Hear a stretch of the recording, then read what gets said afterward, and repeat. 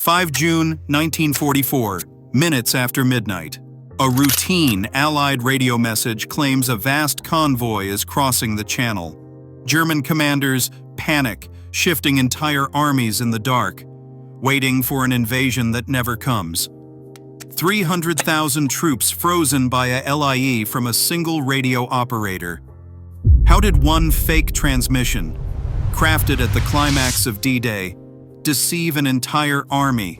And what was the secret behind its astonishing credibility? The untold story starts here. December 1943. In a heavily guarded room in London, Allied leaders gathered around a table stacked with maps and intelligence reports. The war in Europe had reached a deadlock. The Allies needed more than brute force to break through Hitler's Atlantic Wall. They needed to trick the German High Command into defending the wrong coastline. At this meeting, a radical plan was approved. Operation Bodyguard.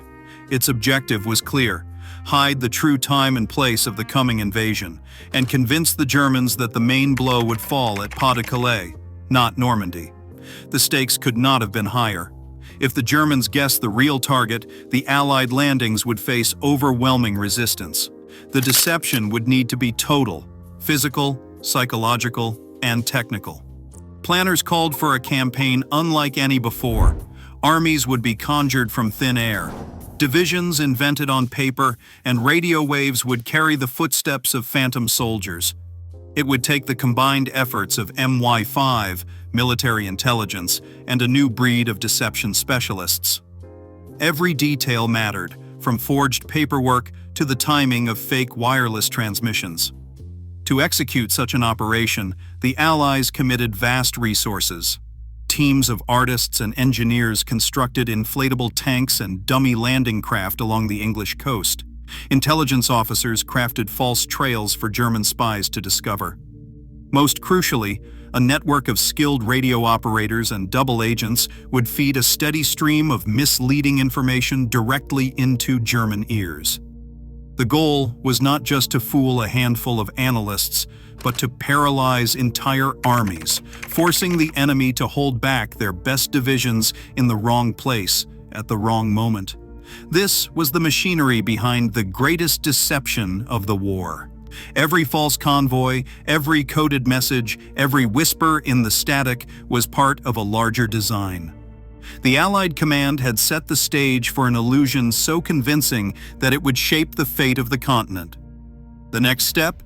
Create an army that existed only in the minds of the enemy. Across the fields and coastal roads of southeast England, a new kind of army took shape. From the air, German reconnaissance pilots spotted endless rows of tanks, trucks, and artillery, each carefully arranged to suggest a massive force poised for invasion. But a closer look revealed the secret. These vehicles were nothing more than painted canvas, rubber, and plywood. Inflatable Shermans bobbed in the wind, while wooden aircraft lined fake runways. Engineers worked by moonlight, patching leaks in rubber armor and repainting faded insignia, always mindful that any detail out of place might give the game away. The first U.S. Army group, supposedly under the legendary General Patton, became the most famous army that never existed. Its camps sprawled across Kent and Sussex, complete with mess tents, supply depots, and even laundry lines. At dawn, smoke rose from staged cookfires, and soldiers, carefully selected for their acting skills, marched in formation, visible to German spies with binoculars. Every movement was mapped out, every routine rehearsed. The illusion was total. Yet the true backbone of the deception was invisible.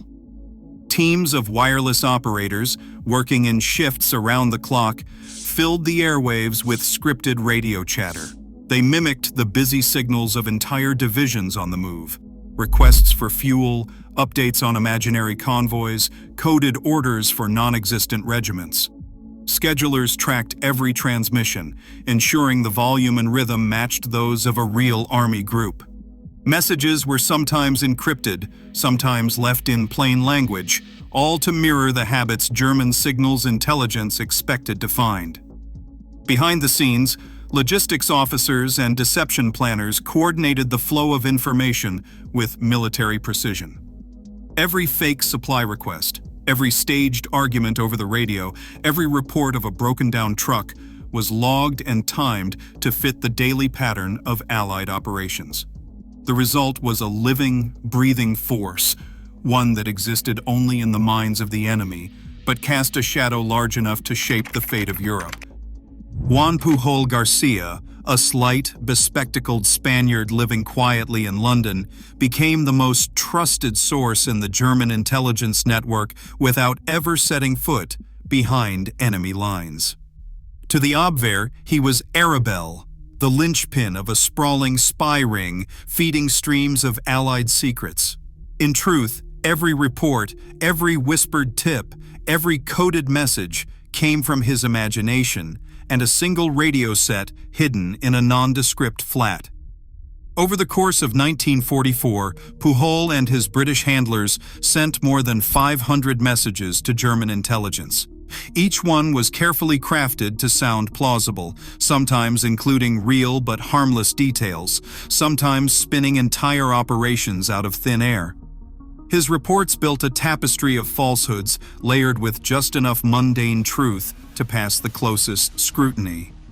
Pujol invented a network of 27 fictitious sub-agents, each with their own background, contacts, and specialties. Some were supposedly dock workers, others railway clerks. A few even posed as disgruntled British officers. He gave them personalities, quirks, and believable routines. One agent was always late with reports because of family troubles. Another sent in weather updates from a foggy airfield. The Germans paid handsomely for these services, convinced they were funding a vast, loyal network. His messages did more than just fill German files. They shaped the very assumptions of the enemy high command. In the spring and early summer of 1944, Pujol's radio traffic consistently reinforced the idea that the real Allied invasion would strike at Pas-de-Calais. He described troop concentrations, supply movements, and even arguments between his agents over where the blow would fall.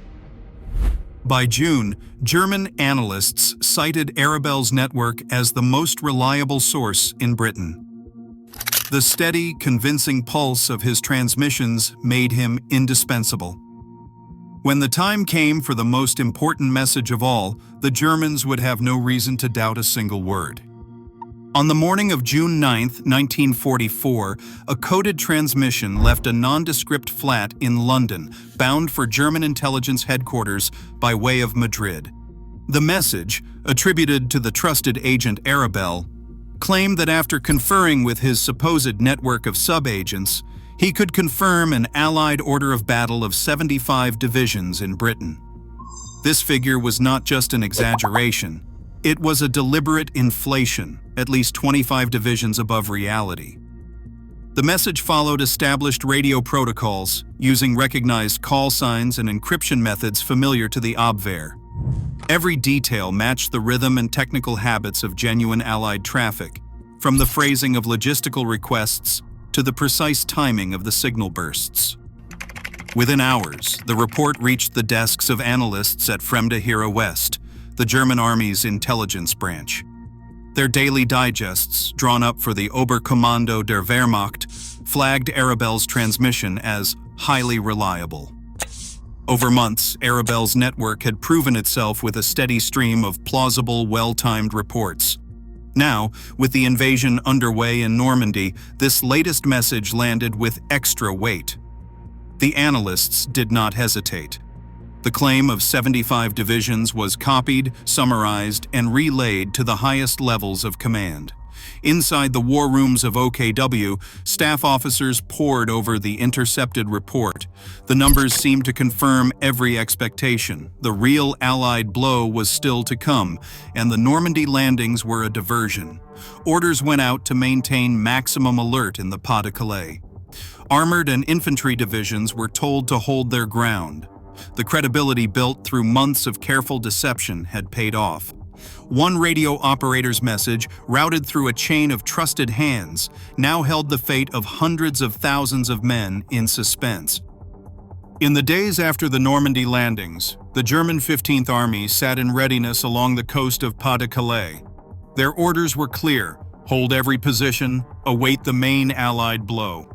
The belief in a second, larger invasion was so deeply rooted that no amount of news from Normandy could shake it. 2 armored divisions and 19 infantry divisions, nearly 300,000 soldiers, remained fixed to their posts. Field Marshal von Rundstedt, the commander in the west, received daily updates warning of phantom convoys and new troop buildups just across the channel. Each intercepted radio message, each report from trusted agents reinforced the same expectation: the real assault would strike at Calais. German war diaries from June 1944 list the units in place: 11th Panzer Division, 48th and 49th Infantry, 711th, 712th, and many more. Defensive lines were checked and rechecked. Artillery was trained on empty beaches. Soldiers sharpened bayonets and scanned the horizon for ships that never arrived. The High Command's refusal to move these divisions south was not the result of indecision, but of conviction.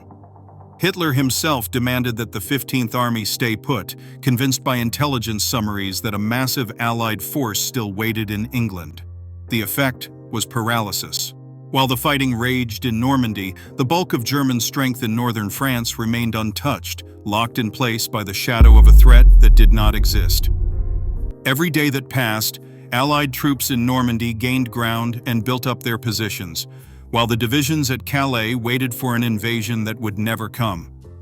The cost of this deception was measured in opportunity lost. Hundreds of thousands of men, tanks, and guns, all rendered useless by a single well-placed lie pulsing through the airwaves. Inside a locked radio room, the art of deception became a science. MI5 specialists, drawn from the ranks of experienced wireless operators and cryptographers, worked in shifts to keep the illusion alive. Each operator followed a strict routine. Call signs were rotated according to Allied protocols. Traffic volumes ebbed and flowed to match the patterns of a real army group. And the smallest error, a mistimed signal, a misplaced phrase, could unravel months of planning. To fool German intercept stations, operators went beyond simple mimicry. They used German-supplied cipher machines for certain messages, switching to book codes or even open text for others. This blend of technical familiarity and calculated carelessness mirrored authentic Allied habits. The Germans, listening in, recognized the encryption formats and call sign discipline as genuine. One captured Feldwebel later recalled that the message timings and procedural quirks were indistinguishable from those of actual frontline units. Not every word was a lie. MI5's radio teams deliberately included true but innocuous details: weather reports, routine supply delays, even complaints about rations. These fragments, cross-checked against real events, built trust in the traffic. When a major falsehood landed, a report of 75 divisions poised for invasion, it arrived wrapped in a blanket of everyday credibility. The illusion extended to the invented subagents. Each had their own radio signature and distinctive quirks, carefully mapped onto the larger communication web. Operators kept logs of every fictitious agent's supposed activity, ensuring that no two voices overlapped unrealistically. German analysts, parsing the chatter, believed they were hearing the pulse of a vast, living network. Every message was a performance, but the technical backbone, the encryption, the radio discipline, the subtle insertion of truth, was what made the ruse unbreakable. The Germans trusted what they heard because it sounded exactly as it should. In that trust, the fate of armies was quietly decided. The first 72 hours after the Normandy landings were the most critical of the campaign. On those beaches, Allied commanders faced the nightmare scenario they had trained for. German armor counterattacking in force, pushing the invaders back into the sea before a foothold could be secured. But that counterattack never came. Instead, the bulk of Germany's best divisions, 2 armored and 19 infantry, nearly 300,000 men, remained idle in the Pas de Calais, waiting for an invasion that would never arrive. For the men leading the assault, this breathing room was everything. General Omar Bradley's headquarters reported fewer panzers in the hedgerows than intelligence had predicted. British and Canadian brigades bracing for massive resistance near Caen and Gold Beach found the opposition fierce but scattered. With German reserves immobilized to the north, Allied engineers rushed supplies ashore, medics set up field hospitals, and tank crews repaired vehicles battered by the first waves. Each hour that passed without a major German counterstrike allowed the beachhead to grow stronger, the lines to be reinforced, and the risk of disaster to recede. By the end of June 9th, the Allies had secured a continuous front along the coast. Field reports from Montgomery and Bradley's staffs noted that the feared massed panzer assault simply did not materialize. Instead, the German 15th Army sat on alert, their tanks fueled and engines idling, all eyes fixed on the empty waters off Calais. The breathing space granted by the deception operation gave the Allies the time they needed to turn a precarious landing into a permanent bridgehead, a fact confirmed in every after-action report filed in those tense early days. Official records released decades after the war reveal the scope of the deception in black and white. In the archives of the German High Command, intelligence summaries list 62 separate reports from the agent known as Arabelle, each one planted by Allied handlers, each one accepted as fact. These documents, now declassified, show how thoroughly the fake radio traffic infiltrated German decision-making. Every morning, OKW staff sifted through a pile of decoded messages, weighing the latest claims about Allied divisions, convoys, and supply dumps. The numbers were repeated in daily situation reports and passed to Hitler's inner circle as the foundation for orders that kept entire armies in place. Even as the fighting in Normandy grew desperate, the German 15th Army remained on high alert in the Pas de Calais. War diaries and post-war studies confirm that 2 armored and 19 infantry divisions, up to 300,000 men, were held back for weeks after D-Day. Some of these units did not move until late July or even August 1944, long after it was clear that no second invasion would come. The effect of the deception was not a fleeting delay, but a persistent paralysis that shaped the entire summer campaign.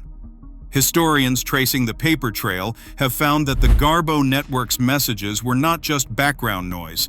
They became the backbone of German intelligence assessments, cited in OKW's own files as justification for holding back reserves. The evidence is not anecdotal, but written into the operational record. The Phantom Army lived on the pages of German war logs, freezing divisions in place by the authority of a single trusted radio source. From June to August 1944, German records show that up to 300,000 troops and dozens of divisions were held in Pas de Calais, immobilized by a single radio operator's fake message. Allied archives confirm that Juan Pujol Garcia, codenamed Garbo, sent over 500 reports during the campaign, 62 of which were accepted as reliable by the German High Command. Historians agree that this deception directly contributed to the Allied foothold at Normandy, with the beachhead secured in just 72 hours. Yet the exact decision-making within the German command and the full internal reaction to each intercepted message remain partly hidden in classified or lost documents. Today, Operation Fortitude stands as documented proof that carefully crafted misinformation can reshape the course of war. The case of one wireless operator misleading an entire army is not just a story of cunning, but a reminder that information, true or false, can decide history.